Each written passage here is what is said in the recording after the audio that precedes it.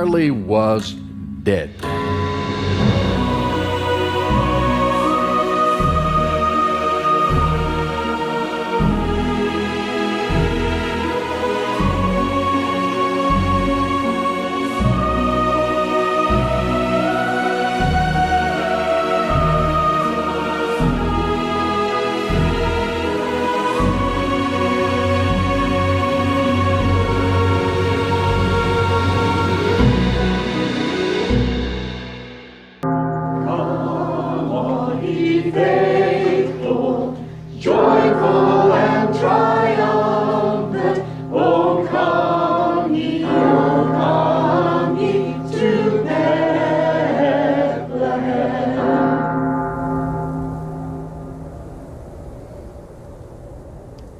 Marley was dead.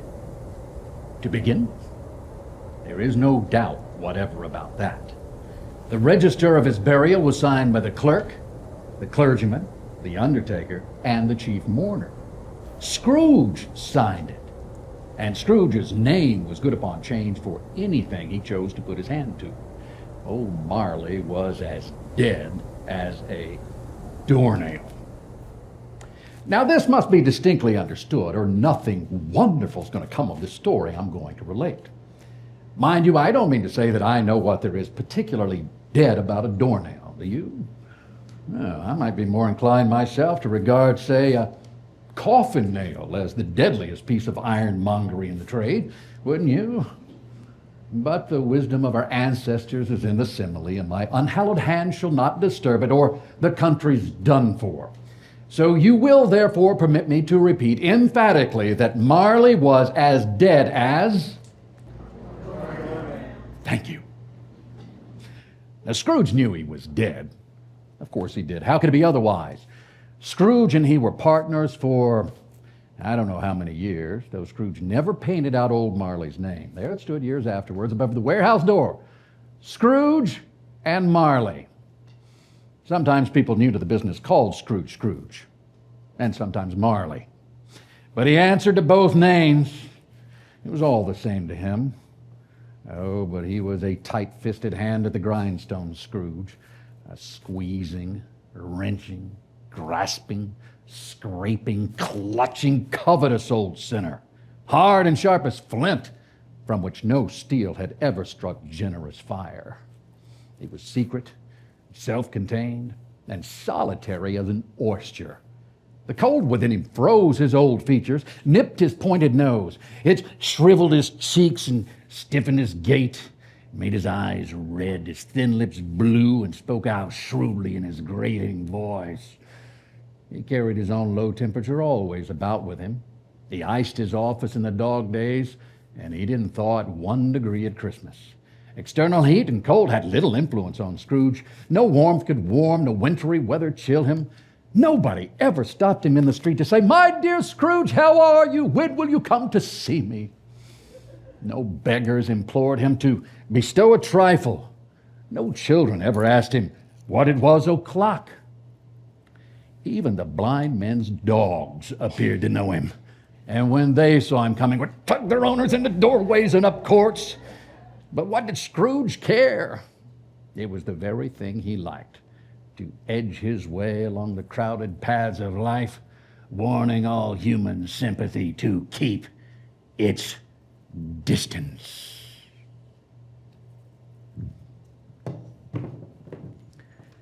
Once upon a time, and of all the good days in the year, on Christmas Eve, old Scrooge sat busy in his counting house.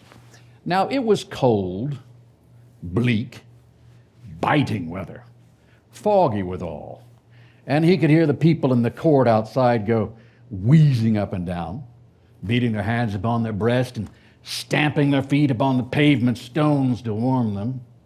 The city clocks had only just gone 3, but it was quite dark already.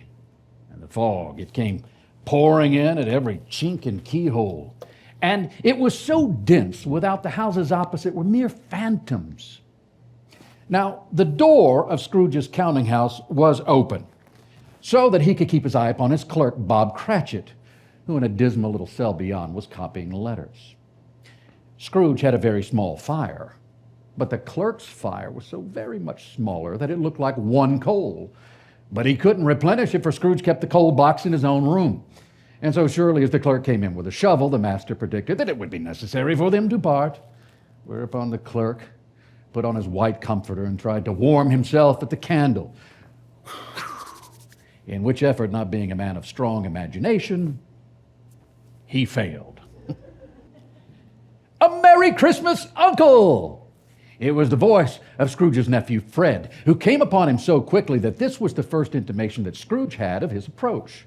Now, he had so heated himself with his rapid walking in the fog and the frost, this nephew of Scrooge's, that he was all in a glow. His face was ruddy and handsome, and his eyes sparkled. A Merry Christmas, Uncle! God save you! Bah, said Scrooge. Humbug! Christmas a humbug, Uncle? You don't mean that. I am sure I do. Merry Christmas. Oh, don't be cross, Uncle. What else can I be when I live in such a world of fools as this? Merry Christmas. Out upon Merry Christmas. And what is Christmas time to you anyway but a time for paying bills without money? A time for finding yourself a year older, not an hour richer? If I could work my will, every idiot who goes about with Merry Christmas on his lips should be boiled with his own pudding and buried with a stake of holly through his heart. He should, Uncle. That's you. You keep Christmas in your own way. Let me keep it in mine. Keep it? But you don't keep it. Well, let me leave it alone then. Much good may it do you. Much good it has ever done you. Uncle, I have always thought of Christmas time as a good time. It's a kind, forgiving, and a charitable time. There are many things from which I might have derived good, by which I have not profited, and I dare say Christmas among the rest. But though it's never put a scrap of gold or silver in my pockets, I believe that it has done me good, and it will do me good. And I say, God bless it! The clerk involuntarily applauded. Oh, indeed. One more sound from you, Cratchit, and you shall keep Christmas by losing your situation. And as for you, sir, you're quite the powerful speaker, aren't you? It's a wonder you don't go into Parliament. Please don't be angry, Uncle. Just come and dine with us tomorrow. I'll see you in hell first. But why? Why? Why? Well, why did you get married? Because I fell in love. Because you fell in love. The only thing in the world more ridiculous than Merry Christmas, huh? Good afternoon. You never came to see me before that happened. Why give it as a reason for not coming now? Good afternoon. I want nothing from you. I ask nothing of you. Why cannot we be friends? Good afternoon. Well, I am sorry with all my heart to find you so resolute, but I shall keep my Christmas humor to the last, so Merry Christmas, Uncle. Good afternoon. And a Happy New Year. Good afternoon! His nephew left the room, but he stopped at the outer door to bestow the greetings of the season on the clerk, who, cold as he was still warmer than Scrooge, for he returned them cordially. There's another fellow, my clerk, Cratchit, with 15 shillings a week and a wife and family, talking about a Merry Christmas. I'll retire to Bedlam. Now the clerk, in letting Scrooge's nephew out, had let two other people in. They were portly gentlemen, pleasant to behold, and now stood with their hats off in Scrooge's office. They had books and papers in their hands, and they bowed to him. Scrooge and Marley's, I believe. Have I the pleasure of addressing Mr. Scrooge or Mr. Marley? Mr. Marley has been dead these 7 years, said Scrooge. He died 7 years ago. Well, this very night. Oh, well, we have no doubt his liberality is well represented by his surviving partner. So, as this festive season of the year, Mr. Scrooge, it is more than usually desirable that we should make some slight provision for the poor and the destitute, who suffer greatly at the present time. Many thousands are in want of common necessary, and hundreds of thousands in want of common comfort, sir. What, are there no prisons? Oh, plenty of prisons, sir. And what about the union workhouses? Are they still in operation? They are still, though I wish I could say they were not. The treadmill and the poor law are in full vigor then? Both are very busy, sir. Oh, I was afraid from what you said at first something had occurred to stop them in their useful course. Very glad to hear it. But a few of us, Mr. Scrooge, are endeavoring to raise a fund to buy the poor some meat and drink and means of warmth. Now, we choose this time because it is a time, above all others, when want is keenly felt and abundance rejoices. So, what shall we put you down for? Nothing. Oh. You wish to be anonymous. No, I wish to be left alone. Since you asked me what I wish, gentlemen, that is my answer. I don't make merry myself at Christmas, and I can't afford to make idle people merry. I help to support the establishments I have mentioned. They cost enough, and those who are badly off must go there. But many can't go there, Mr. Scrooge, and many others would rather die. Well, if they would rather die, they had better do it and decrease the surplus population. Now, good afternoon, gentlemen. Good afternoon. Seeing clearly that it would be useless to pursue the point, the gentleman withdrew, and Scrooge resumed his labors with an improved opinion of himself. And the fog and the darkness thickened. The cold became intense, piercing, searching, biting cold.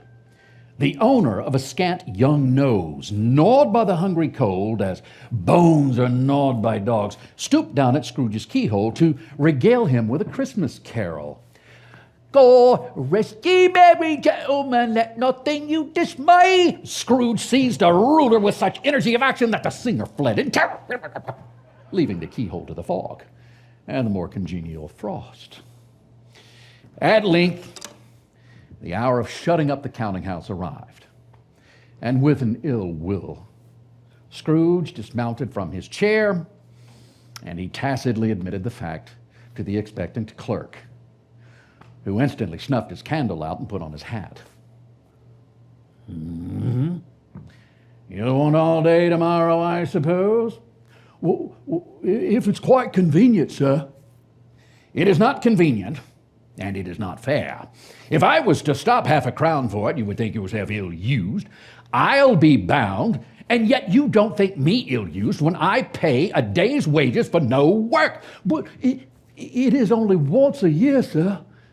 Well, that is a poor excuse for picking a man's pocket every 25th of December. Well, I suppose you must have the whole day. Be here all the earlier next morning. The clerk promised that he would.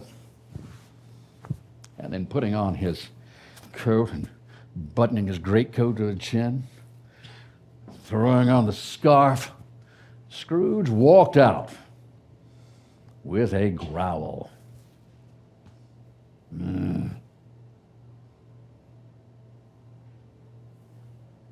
Now, the office was closed in a twinkling.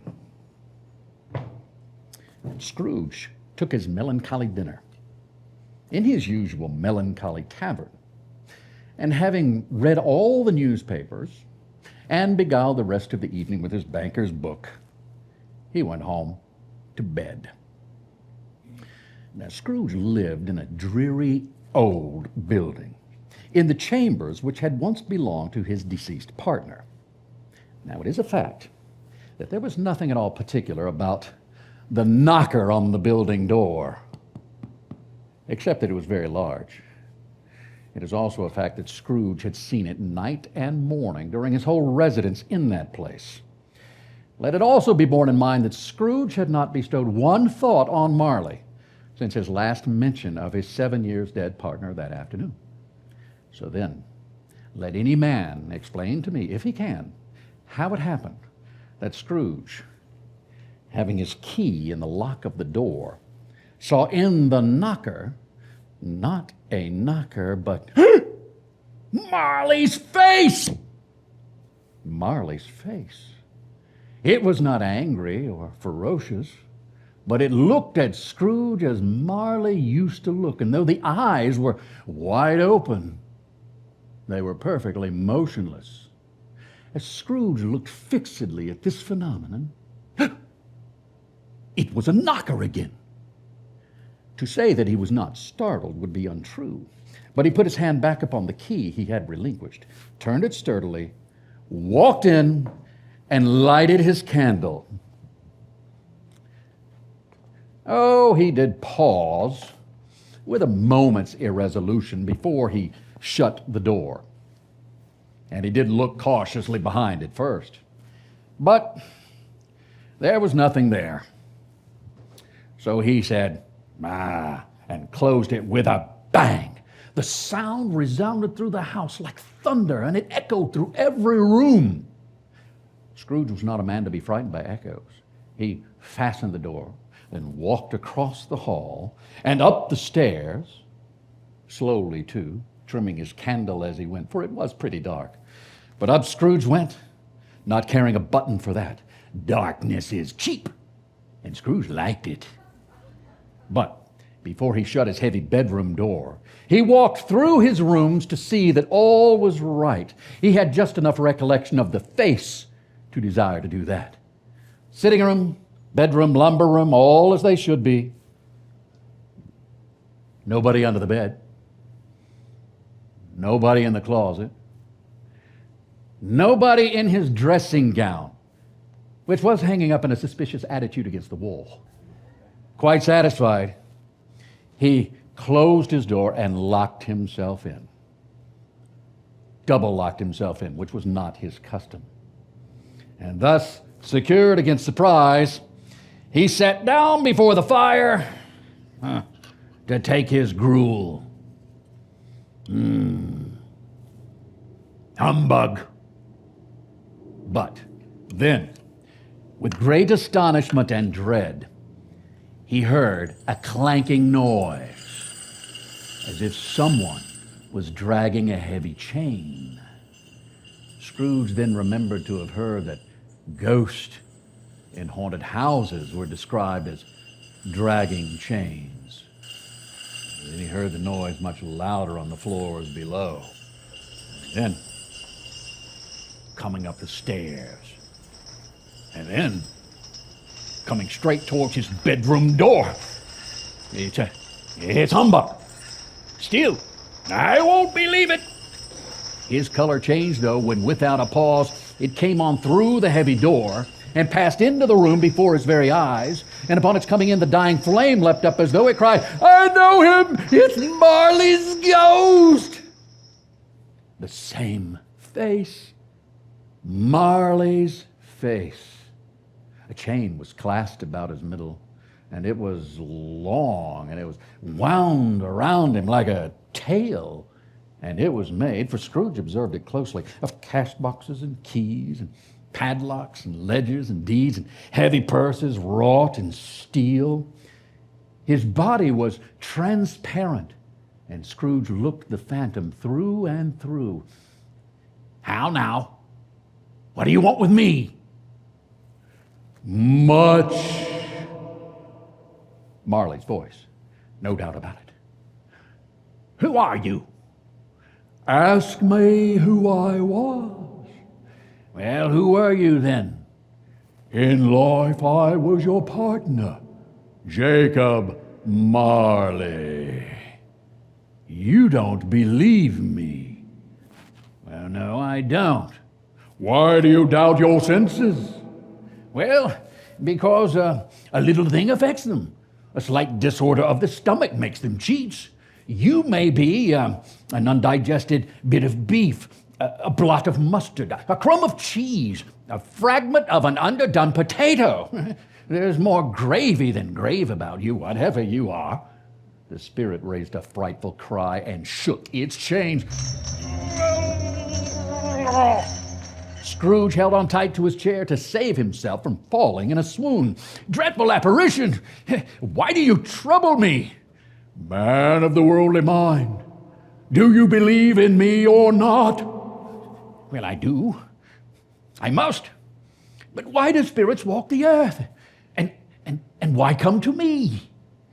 Well, it is required of every man that the spirit within him should walk abroad among his fellow men and travel far and wide.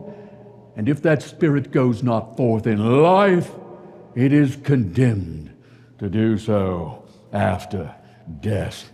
It is doomed to wander through this world. Oh, woe is me, and witness what it cannot see and do, but could have done on earth and turned to happiness.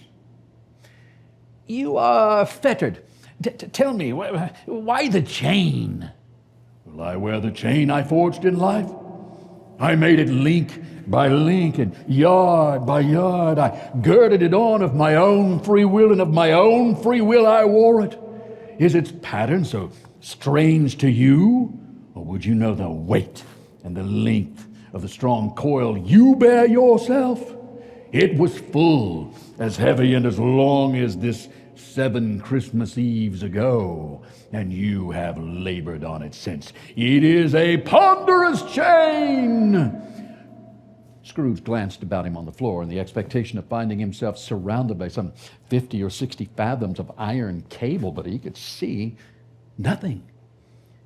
"Jacob, oh Jacob Marley, tell me more, but speak comfort to me, Jacob." I have none to give. It comes from other regions, Ebenezer Scrooge, and conveyed by other ministers than I, to other kinds of men than you. My spirit never walked beyond our counting house. In life, my spirit never roved beyond the narrow limits of our money-changing hole. But you were always such a good man of business, Jacob. Business? Mankind was my business. The common welfare was my business. Charity, mercy, forbearance, and benevolence were all my business. I'm here tonight to warn you that you have yet a chance and a hope of escaping my fate, Ebenezer. You will be haunted by 3 spirits. Without their visits, you cannot hope to shun the path I tread. Expect the first tomorrow when the bell tolls 1. Expect the second on the next night at the same hour. And the third upon the next night when the last stroke of 12 has ceased to vibrate. Couldn't I just take them all at once and have it over, Jacob? Oh, look to see me no more. And look that for your own sake you remember what is past between us. When it had said these words, Scrooge watched as his supernatural visitor walked towards the window, which raised itself with every step. He could now hear the sounds of lamentation and regret in the air, sorrowful and self-accusatory wailings as the specter floated out upon that bleak, dark night.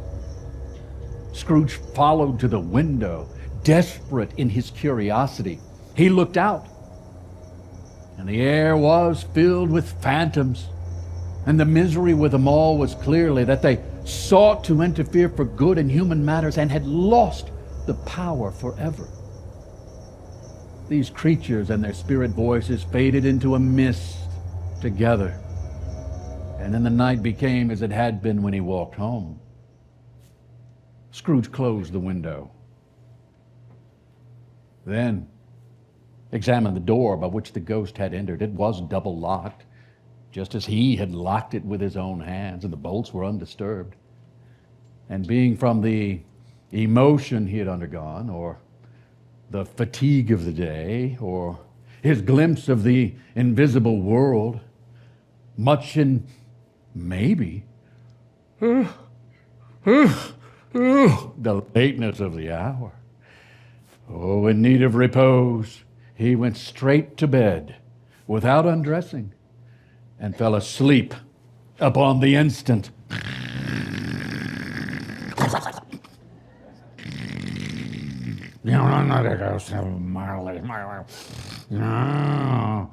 Ding dong, ding dong.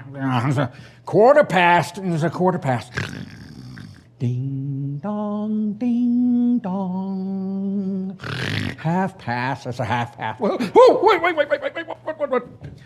Scrooge awoke to the chimes of a neighboring church. Then he remembered on a sudden that the ghost had warned him of a visitation when the bell tolled 1, and he resolved to lie awake until the hour was past. Ding dong, ding dong. That's it. It's a quarter to it. Ding dong, ding dong. The hour itself and nothing else. He spoke before the hour had sounded, which it now did, with a deep, dull, hollow, melancholy. Light flashed in the room upon the instant, and the curtains of his bed were drawn aside. Drawn aside, I tell you, by a hand. And Scrooge now found himself face to face with the unearthly visitor who drew them. He was a strange figure, like a child, and yet not so much like a child as like an old man viewed through some supernatural medium, causing it to diminish to a childlike proportion.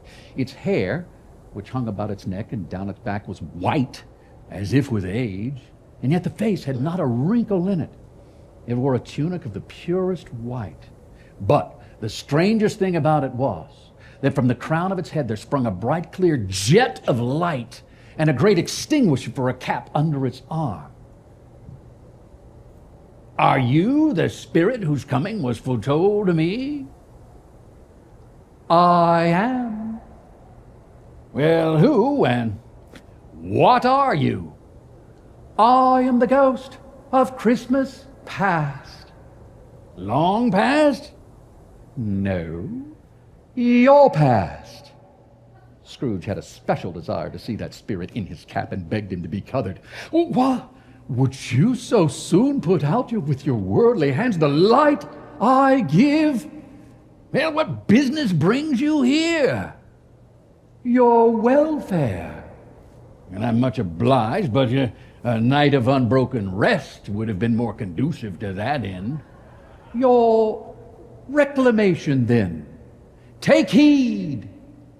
It put out its strong hand as it spoke and then clasped him gently by the arm. Walk with me. That grasp, though gentle as a woman's hand, was not to be resisted. But finding that the spirit made its way towards the window, Scrooge protested. Wait. Just wait. I am a mere mortal. I'm liable to fall. Bear but a touch of my hand upon your heart, and you shall be upheld in more than this. As the words were spoken, they passed through the walls and now stood upon an open country road. The city had entirely vanished. Wait. Good heavens. I was bred in this place. I was a boy here. You recollect the way? Remember it. I could walk it blindfolded. Strange to have forgotten it for so many years. They walked along the road, Scrooge recognizing every gate and post and tree, until a little market town appeared in the distance. Shaggy ponies now were seen, trotting towards them with boys upon their backs. And the boys were in great spirits, and they shouted to each other until the broad fields were so full of merry music that the crisp air laughed to hear it. Now remember, these are but shadows of the things that have been, said the ghost. They have no consciousness of us. But as those boys approached, Scrooge knew, and he named them every one. Why was he rejoiced beyond all bounds to see them? Why was his heart filled with gladness when he heard them give each other Merry Christmas as they parted at crossroads and byways for their several homes? I mean, what was Merry Christmas to Scrooge? Out upon Merry Christmas. The school is not quite deserted, said the ghost. A solitary child, neglected by his friends, is left there still. Yes, I know. Oh, I know. They approached a mansion of dull red brick with a cupola on the roof and a bell hanging in it. It was the boarding school. Entering the dreary hall, they found poorly furnished rooms, cold and vast. They went, the ghost and Scrooge, to a door at the back of the schoolhouse, and it opened before them to disclose a long, bare, melancholy room. And Scrooge could see that he was now looking upon his poor, forgotten self as he used to be. Yeah, that poor boy. Well, that poor boy. Well, now I wish it's too late now. What is the matter? Nothing. There was a boy, and he was singing a Christmas carol at my door last night. I should have liked to have given him something, that is all. The ghost smiled thoughtfully and waved its hand, saying as it did so, "Come, let us see another Christmas." Scrooge's former self grew larger at the words, and the room became a little darker and dirtier. But how all of this was brought about, Scrooge knew no more than you do. He only knew that it was quite correct, that everything had happened so that there he was, alone again, when all the other boys had gone home for the holidays. He was not reading now. He was walking up and down, despairingly. Suddenly, Scrooge glanced anxiously towards the door, and it opened, and a little girl, much younger than the boy, came darting in. She threw her arms about his neck and kissed him again and again and again. "Oh, dear, dear brother, I have come to bring you home, dear brother, to bring you home, home, home." What? Home, little fan? Home? Yes, home, home, home, home forever and ever. Oh, Father is so much kinder than he used to be. He spoke so gently to me one night when I was going to bed that I was not afraid to ask him once more if you might come home. And he said, yes, yes, you should. And he sent me in a coach to bring you. And you are to be a man and never to come back here again. But first, we are to be together all the Christmas long and have the merriest time in the world. And she began to drag him in her childish eagerness towards the door, and he, nothing loath to go, accompanied her. Always such a delicate creature, whom a breath might have withered, said the ghost. But she had a large heart. Yes, so she had. You're right, but I'll not gainsay it, Spirit. God forbid. Well, she died a woman and had, as I think, children. Yes, one child. Oh, true, yes. Your nephew, Fred. Yeah, Fred. At that moment, they left the boarding school behind. They were now in the city, and it was Christmas time again. But it was evening now, and the city streets were lighted up. The ghost stopped at a certain warehouse door and asked Scrooge if he knew it. Know it? I was apprenticed here. They went inside. An old gentleman in a Welsh wig was sitting behind a high desk. Why, it's old Fezziwig. It is Fezziwig, to be sure, said Scrooge. Old Fezziwig put down his pen and looked up at the clock, which pointed to the hour of 7. Rubbing his hands together, he called out, "Yo-ho there, Ebenezer, dig!" Scrooge's former self, now grown a young man, came briskly in, accompanied by his fellow apprentice. "What is that? That is Dick Wilkins," said Scrooge. "That is Dick Wilkins, to be sure. Yo-ho-ho, my boys. No more work tonight. Christmas Eve, Dick. Christmas, Ebenezer. Now, let's have those shutters up before a man can say, Jack Robinson." You wouldn't believe how those two fellas went at it. Oh, they charged into the street with the shutters. 1, 2, 3 had them up in their places. 4, 5, 6 barred them and pinned them. 7, 8, 9 came back, panting like racehorses before you could have got to 12. Ha! Hilly-ho-ho-ho! Fezziwig skipped down from the high desk with wonderful agility. Clear away, my lads, and let's have lots of room here. The floor was swept and watered. The lamps were trimmed, and fuel was heaped upon the fire, and the warehouse was as snug and warm and dry and bright a ballroom as you would desire to see upon a winter's night. In came a fiddler with a music book, and he went up to the lofty desk, and he made an orchestra of it, tuning like 50 stomach aches. In came Mrs. Fezziwig. One vast, substantial smile. In came the 3 Miss Fezziwigs, beaming and lovable. In came the 6 young followers whose hearts they broke. In came all the young men and women employed in the business. In came the housemaid with her cousin the baker. In came the cook with her brother's particular friend the milkman. In came the boy from over the way. In they all came, one after another. There were dances. There were some forfeits. And more dances. Oh, there was cake. And there was port. There was a great piece of cold roast. And mince pies and plenty of beer. But the greatest effect of the evening came when the fiddler struck up Sir Roger de Coverley. And old Fezziwig stood out to dance with Mrs. Fezziwig. Top couple, too, with a good stiff piece of work cut out for them.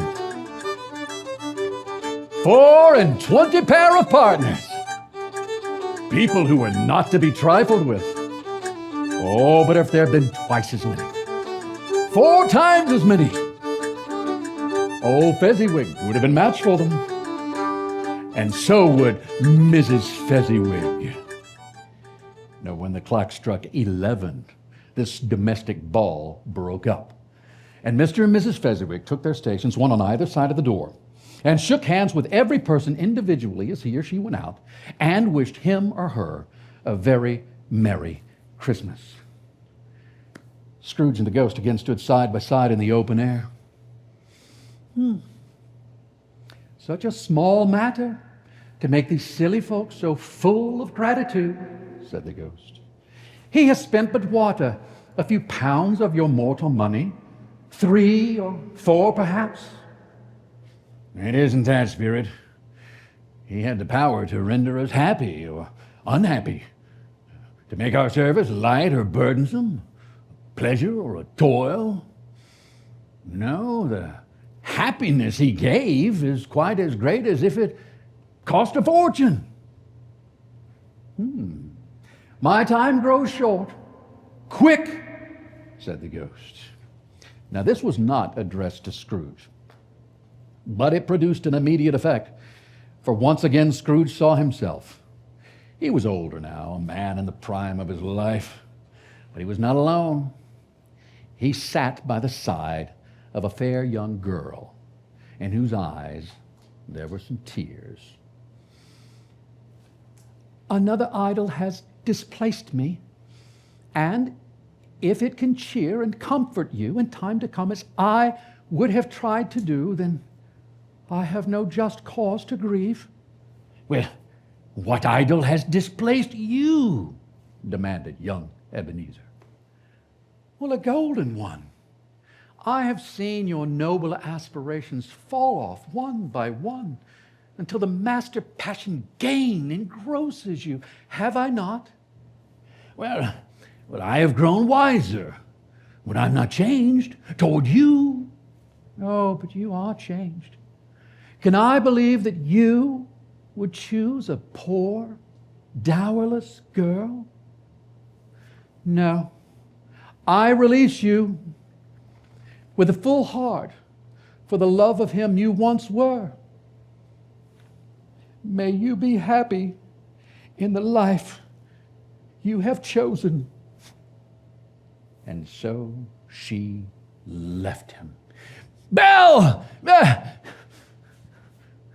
Spirit, show me no more. Conduct me home. Why do you delight to torture me?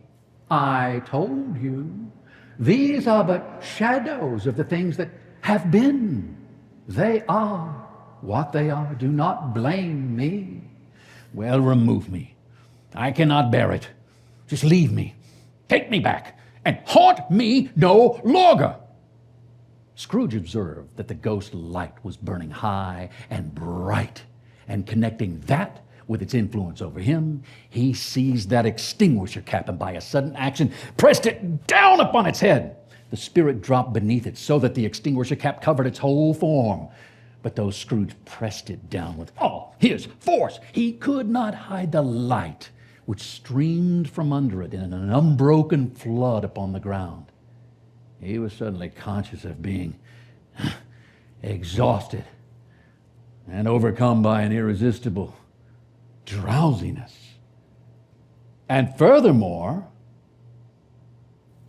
of being in his own bedroom. He barely had time to reel himself to bed before he sank into a heavy sleep. Well, the task.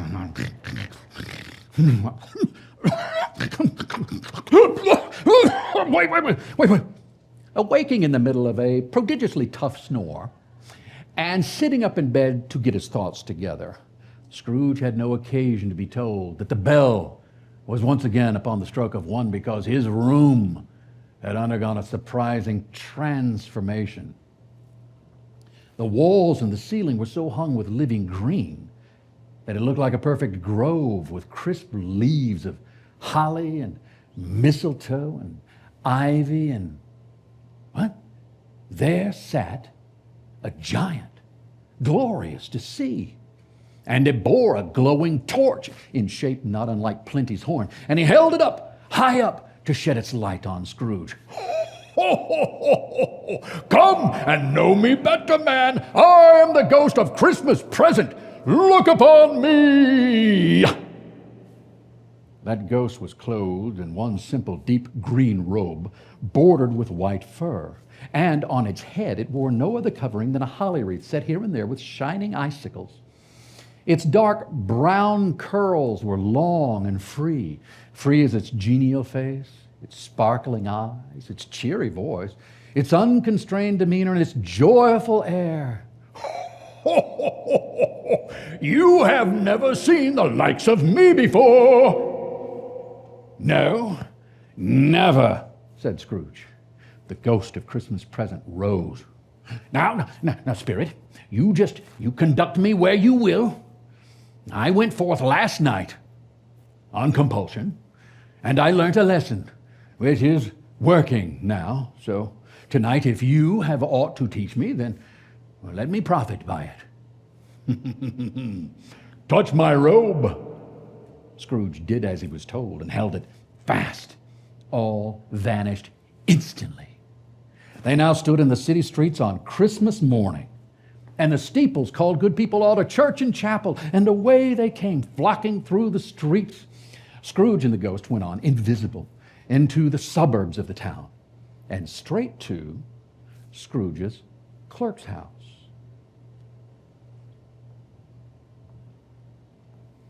And there was Mrs. Cratchit, Bob Cratchit's wife, laying the tablecloth, assisted by Belinda Cratchit, second of her daughters, while Master Peter Cratchit plunged a fork into a saucepan of potatoes. And now, 2 smaller Cratchits, a boy and a girl, came tearing in, screaming that from outside the baker's they had smelt the goose and known it for their own. "What has ever got your precious father, then?" asked Mrs. Cratchit. "And your brother Tiny Tim?" No sooner had she said the words, in came Bob the father, and Tiny Tim upon his shoulder. Alas for Tiny Tim, he bore a little crutch and had his limbs supported by an iron frame. The 2 young Cratchits came and they hustled Tiny Tim off to the kitchen table where they set chairs for everybody. Tiny Tim's active little crutch heard upon the floor. "And how did little Tim behave?" asked Mrs. Cratchit. "Oh, as good as gold and better," said Bob. "Somehow he gets so thoughtful sitting by himself so much. And he thinks the strangest things you ever heard. He told me coming home that he hoped the people saw him in the church because he was a cripple, that it might be pleasant to them to remember upon Christmas Day who made lame beggars walk and blind men see. Oh, he's growing strong and hearty. At last the dishes were set, and grace was said. For what we're about to receive, may the Lord make us truly thankful. Amen. Amen. Amen. Amen.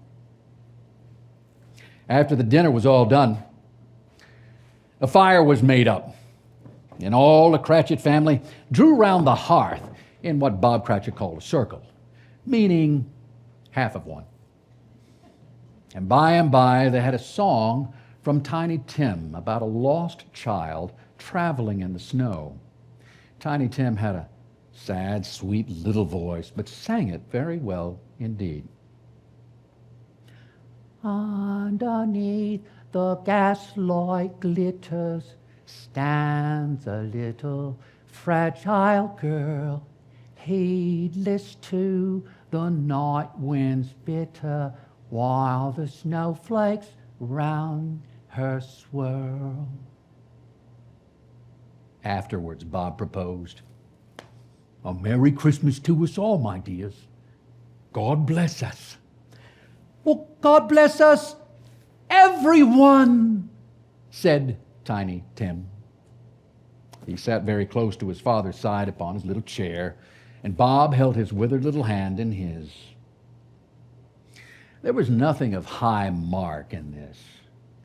They were not a handsome family. They were not well dressed. Their shoes were far from being waterproof.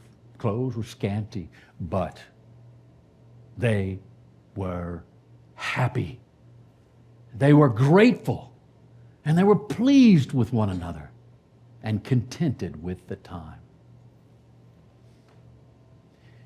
Spirit,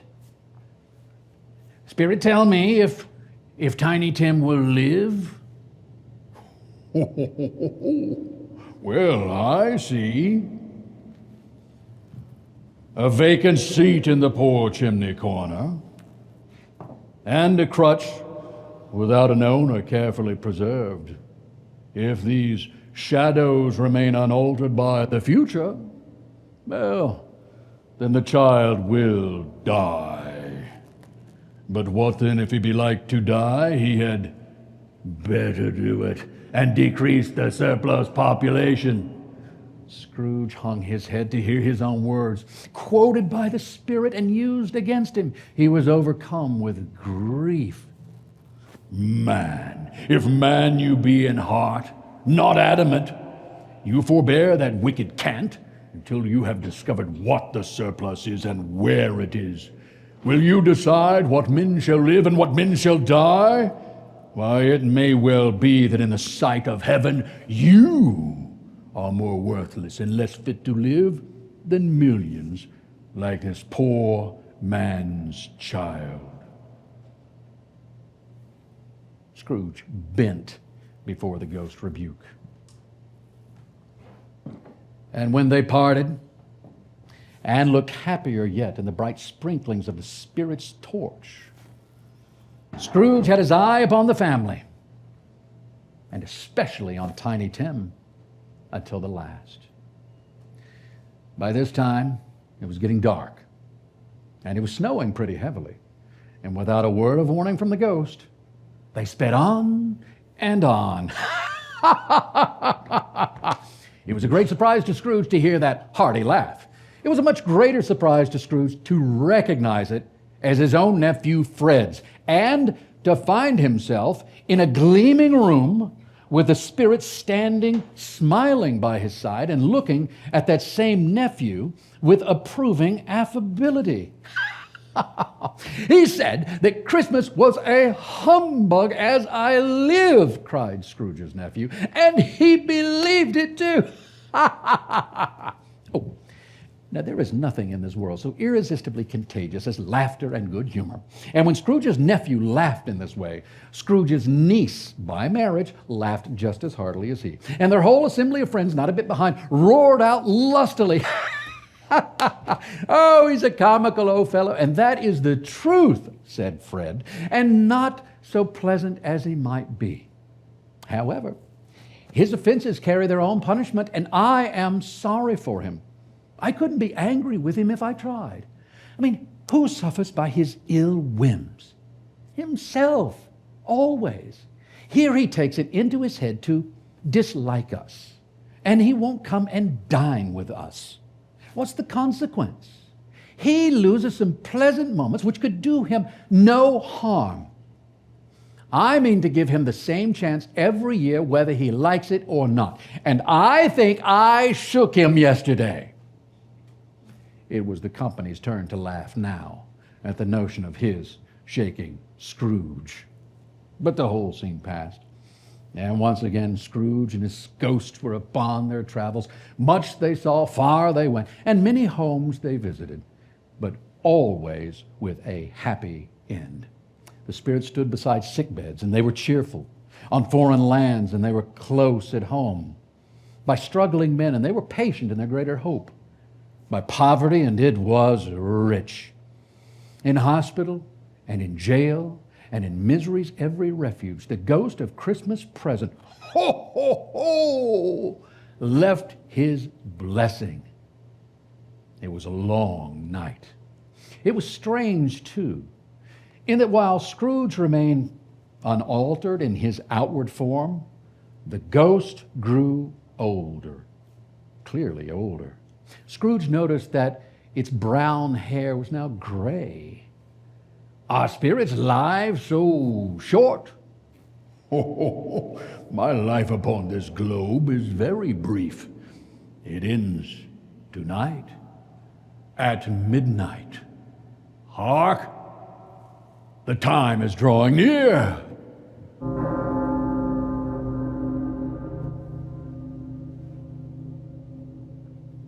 The bell struck 12.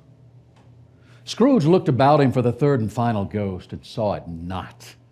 But as the last stroke ceased to vibrate, he remembered the prediction of old Jacob Marley, and lifting up his eyes, beheld a solemn phantom, draped and hooded and coming like a mist along the ground towards him. Slowly, gravely, silently. It was shrouded in a deep black garment which concealed its head, its face, its form, and left nothing of it visible save one outstretched hand. Its mysterious presence filled Scrooge with solemn dread. "I am in the presence of the ghost of Christmas yet to come?" And the spirit gave him no reply, but pointed onward with the hand. "You are about to show me the shadows of the things that have not happened, but will happen in the time before us. Is that so, spirit?"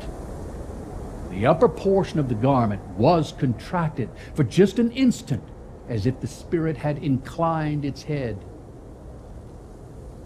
That was the only answer he received. "Ghost of the future, I fear you more than any specter I have seen. But as I know that your purpose is to do me good, and as I hope to be another man from what I was, I am ready to bear you company and do so with a thankful heart. But will you not speak to me?" It gave him no reply. The hand pointed straight before them. "Well, then lead on, spirit. Lead on. This night is waning fast, and it is precious time to me. Lead on, spirit, lead on." They scarcely seemed to enter the city, but there they were in the heart of it. The spirit stopped beside one little knot of businessmen, and observing that the hand was pointed to them, Scrooge advanced to listen to their talk. "I don't know much about it either way. All I know is he is dead. When did he die? Last night, I believe. But why? What was the matter with him? I thought he would never die. God knows. Well, what's he done with all of his money? Haven't had. Left it to his company, perhaps. He hasn't left it to me. That's all I know. Well, it's likely to be a very cheap funeral, for upon my life, I don't know of anybody to go to it, so goodbye, goodbye, goodbye. Scrooge looks towards the spirit for an explanation. But they left the scene and went into an obscure part of the town where Scrooge had never penetrated before, although he recognized its situation and its bad repute. The ways were foul and narrow. The shops and the houses were wretched. The whole quarter reeked with crime and with filth and misery. And far in this den of infamous resort, there was a low-browed beetling shop below a penthouse roof where iron, old rags, bottles, bones, and greasy offal were bought. And sitting in the wares that he dealt in was a gray-haired rascal, nearly 70 years of age, who smoked his pipe in all the calm luxury of retirement. Now, Scrooge and the Phantom came into the presence of this man, just as a woman with a heavy bundle slunk into the shop. But she had scarcely entered when another woman, similarly laden, came in too. Hey. Let the maid alone be first, Cried she who had entered first. let the laundress alone be second. You couldn't have been in a better place. Come on in. Come into my parlor, Said old Joe, removing his pipe from his mouth. Now the woman who had already spoken threw her bundle on the floor, and then she sat down in a flaunting manner on a stool and looked with a bold defiance at the other woman. What are the odds, eh? What are the odds, Mrs. Dilber? Said the maid. Every person has a right to take care of themselves. He always did. Who's the worse for the loss of a few things like these? Not a dead man, I suppose. Well, if he wanted to keep them after he was dead, wicked old screw, why wasn't he natural in his lifetime? If he had been, he'd have had somebody to look after him when he was struck with death, instead of lying, gasping out his last alone there by himself. Would you open that bundle, old Joe, and let me know the values of it? But old Joe allowed the laundress, Mrs. Dilber, to go first. Some sheets and towels, a little wearing apparel, some boots. They were examined and appraised by old Joe, who chalked the sums upon the wall, then added them up into a total. Hey, now undo my bundle, Said the first woman. Old Joe went down on his knees for the greater convenience of opening it. What do you call this? Bed curtains? You don't mean to say you took them down, rings and all, with him lying there? Well, I do, and why not? His blankets and his shirt? Well, whose else's do you think? He isn't likely to take cold without 'em, I dare say. They would have wasted that shirt if it hadn't been for me. What do you call a wasting of it? Well, putting it on him to be buried in, to be sure. Somebody was fool enough to do it, but I took it off him again. Scrooge listened to this dialogue in horror. He viewed them with a detestation and disgust which could hardly have been greater had they been obscene demons marketing the corpse itself. But the scene changed again. And now Scrooge almost touched a bed, on which, beneath a ragged sheet, there lay something covered up. It was the body of a man.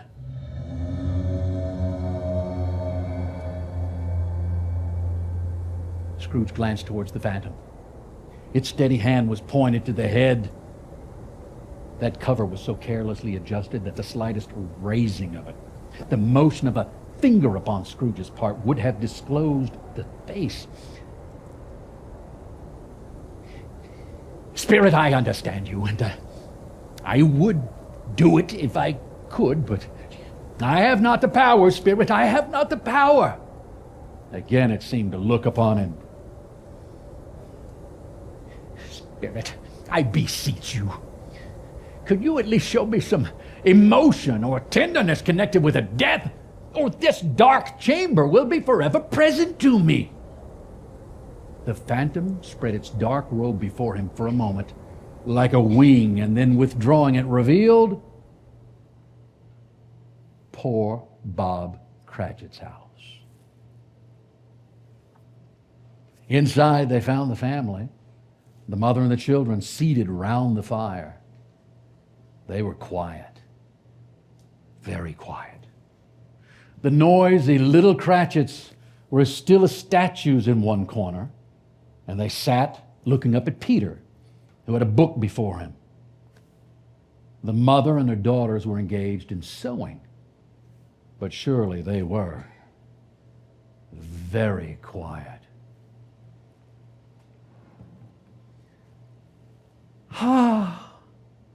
The mother laid her work down on the table.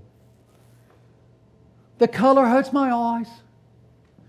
It makes them weak by candlelight. And I wouldn't show weak eyes to your father when he comes home for all the world. It must be near his time. But I think he has walked a little slower than he used these few last evenings. They were all very quiet again. Well, I've known him walk with Tiny Tim upon his shoulder very fast indeed. Oh, but he was so light to carry, and his father loved him so that it was no trouble. No trouble. There's your father at the door. His tea was ready for him on the hob, and they all tried who should help him to it most. Then the two young Cratchits came, and they got upon his knees and laid each child a little cheek against his face, as if to say, "Don't mind it, Father. Don't be grieved." Bob was cheerful with them and spoke pleasantly to all the family.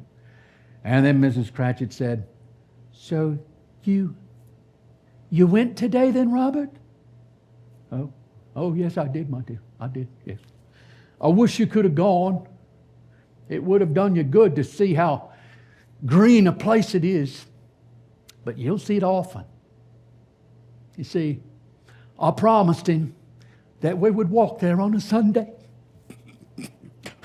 My little child, my little child. He couldn't help it. If he could have helped it, he and his child would have been farther apart perhaps than they were. He left them and went upstairs into the room above, which was hung with Christmas, decorated. There was a chair, and it was set close beside the body of the child. And there were signs of someone having been there lately. Bob sat down in it. And when he had thought a little and composed himself, he kissed the child's face. He was reconciled to what had happened. And he went back down again. And all the family drew about the fire and they talked. The mother and daughters working still. And then Bob said, I am sure that we shall none of us forget poor Tiny Tim, shall we? Never, Father. And I know, my dears, that when we recollect how patient and how mild he was, although he was just a little child, we shall not quarrel easily among ourselves and forget poor Tiny Tim in doing it. No, never, Father. Well then, I am happy, said Bob. I'm very happy.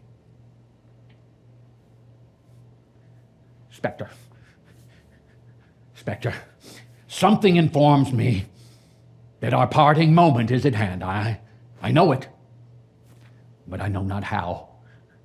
But will you just tell me what man that was whom we saw lying dead upon the bed? The ghost of Christmas yet to come gave him no reply, but conveyed him as before until they reached an iron gate, a churchyard. Here then the wretched man whose name he had now to learn lay underneath the ground. The spirit stood among the graves and pointed down to one, Scrooge advanced towards it, trembling. Spirit, before I draw near to that stone to which you point, would you answer me one question? Are these the shadows of the things that will be? Or are they the shadows of the things that may be only? I know there's a difference. Still, the ghost pointed downward to the grave by which it stood. The spirit was immovable as ever. Scrooge crept towards it, trembling as he went. And then, following the finger, he read upon that stone of the neglected grave his own name. Ebenezer Scrooge. Am I that man who lay upon the bed? The finger pointed from the grave to Scrooge and back again. No. You hear me, Spirit. I am not the man I was.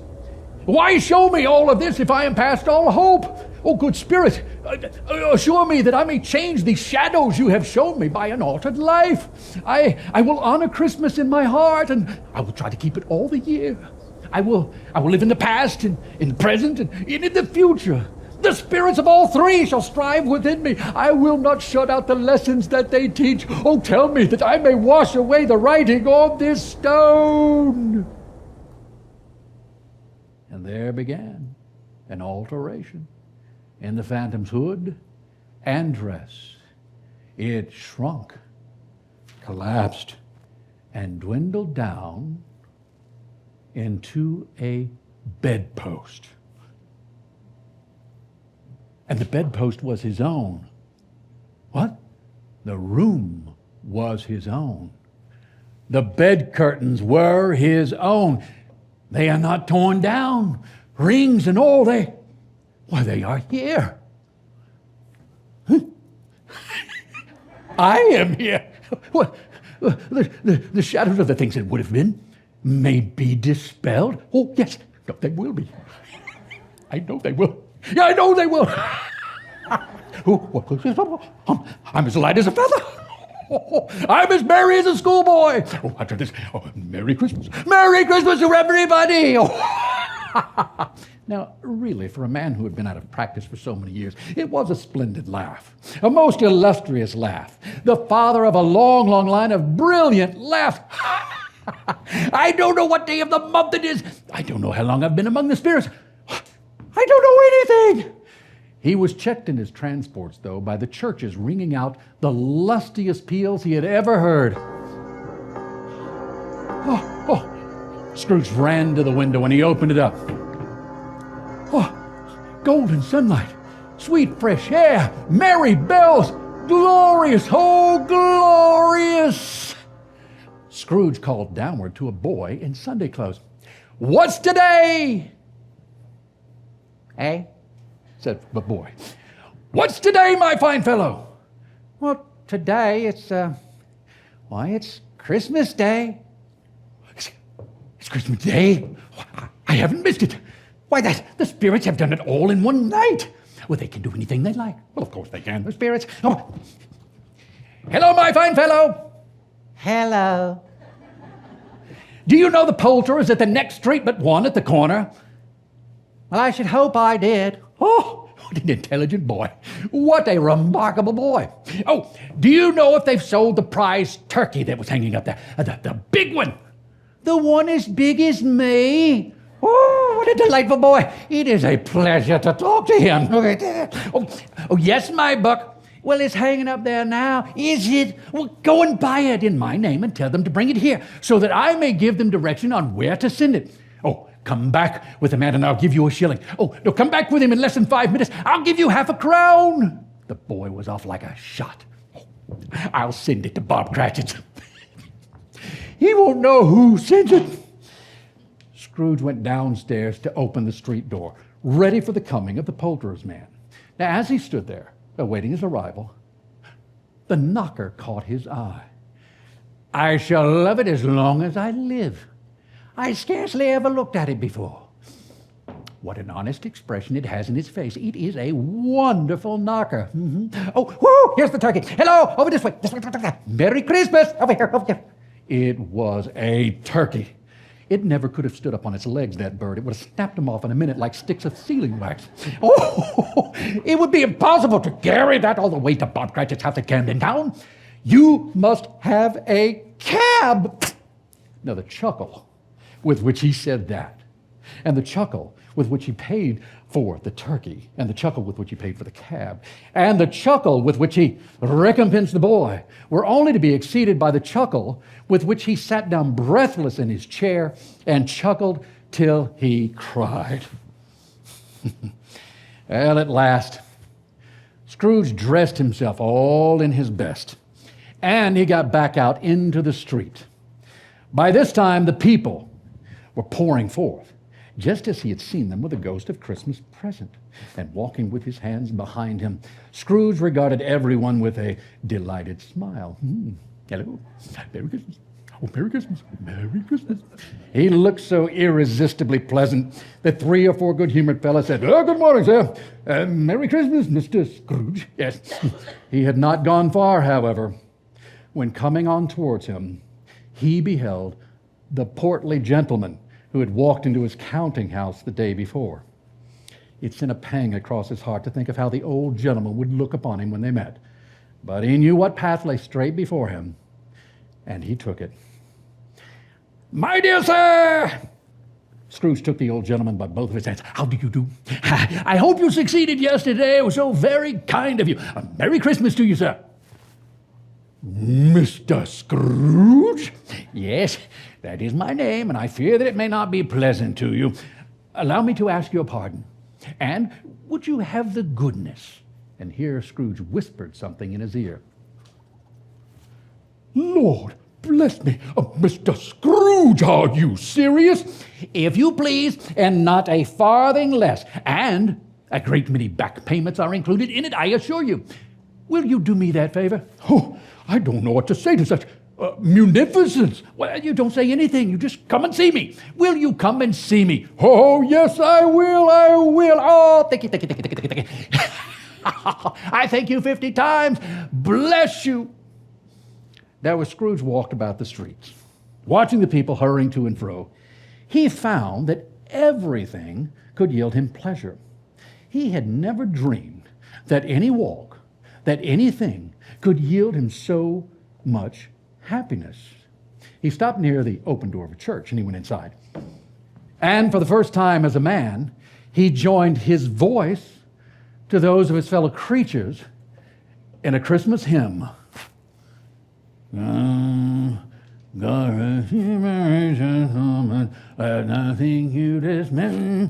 Remember Christ our Savior was born on Christmas Day to save us all from Satan's power when we were gone astray. Oh, tidings of comfort and joy, comfort and joy. Oh, tidings of comfort and joy. Well, afterwards, Scrooge turned his steps towards his nephew Fred's house. Now, he must have passed that door a dozen times before he had the courage to go up and knock. But he made a dash and he did it. A young housemaid answered. "Is the master of the house at home, my dear?" "Oh, yes, sir." "Where is he, my love?" "Oh, he's in the dining room, sir, along with mistress. I'll show you upstairs, if you please." "Oh, no, he knows me. I'll let myself in, my dear. That's okay." Scrooge sidled his face in around the dining room door. "Fred," said Scrooge. Why, bless my soul, cried Fred. Who is that? "Well, it is I, your Uncle Scrooge. I have come to dinner. Will you let me in, Fred?" Let him in. It's a mercy he didn't shake his arm off. He felt at home in 5 minutes. Nothing could be heartier. It was a wonderful party, wonderful games, wonderful happiness, wonderful Christmas. But Scrooge was early at the office the very next morning.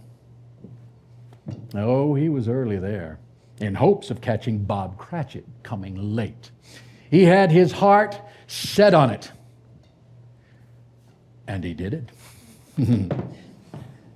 The clock struck 9. No Bob. There is he. Yep. 1:15. No Bob. He was a full 18 minutes and a half behind his time. But suddenly Cratchit was there, and he was on his stool in a jiffy, driving away with his pen as if he were trying to overtake 9 o'clock. Hello, said Scrooge. And what do you mean by coming here this time of the day? I'm very sorry, sir. I am behind my time. You are, yes, yes. Oh, yes, you are. Now, you just step this way, sir, if you please. Well, it's only once a year, sir, and it shall not be repeated. I was making rather merry yesterday, Mr. Scrooge. Well, let me tell you what, my friend. I am not going to stand for this sort of thing any longer. And therefore, Scrooge gave Bob such a dig in his waistcoat that he staggered back, and then he finished. And therefore, I am going to raise your salary. Bob began to tremble. He got a little nearer to the ruler. He had a momentary idea of knocking Scrooge down with it, holding him and calling to the people in the court for help and a straitjacket. Oh, a Merry Christmas, Bob. A Merry Christmas, Bob, my good fellow, than I have given you for many a year. I will raise your salary and endeavor to assist your struggling family. And we will discuss your affairs this very afternoon over a Christmas bowl of smoking Bishop, Bob. Now, make up the fires and buy another coal scuttle, Bob, before you dot another I, Bob Cratchit. Well, Scrooge was better than his word. He did it all and infinitely more. And to Tiny Tim, who did not die, he was a second father. He became as good a friend and as good a man as the good old city knew. Oh, sure, some people laughed to see the alteration in him, but Scrooge let them laugh, for he was wise enough to know that nothing ever happened on this globe for good, at which some people did not have their fill of laughter in the outset. His own heart laughed, and that was quite enough for him. It was always said of Scrooge that he knew how to keep Christmas well if any man alive possessed the knowledge. May that be truly said of us, and all of us. And so, as Tiny Tim observed, God bless us, everyone. Merry Christmas. Thank you. Thank you.